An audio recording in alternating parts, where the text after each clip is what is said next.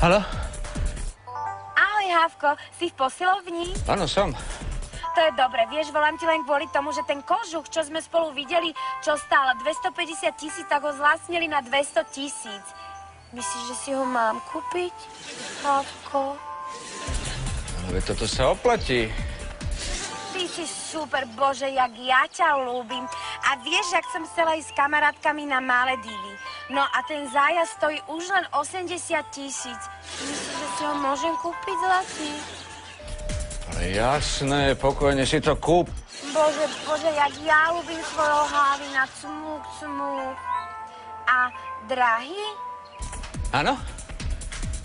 Vieš, čo sa ti mi stalo? Úplne náhodou, ale úplne, že náhodne som išla okolo obchodu s autami a predstav si, že tam mali novú X5 z 3 miliónov zlacnenú na 2,5. Nemyslíš, že by som si ju mala kúpiť?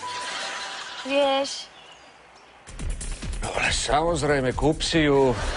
Ale v čiernej farbe, dobre? Aha. Ježiš, ty si tak dobrý, ja neviem, ty si moja osudová láska, alebo čo? Ja ťa tak ľúbim, Hávko. Čmúk, čmúk. Papa. Chalani, neviete, koho je toto mobil?